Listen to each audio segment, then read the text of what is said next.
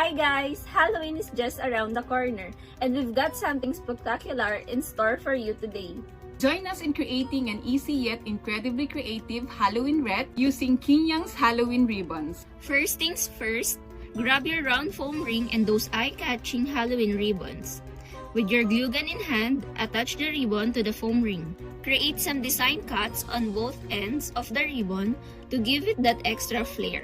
Now, just continue attaching ribbon until you have wrapped that foam ring all the way around.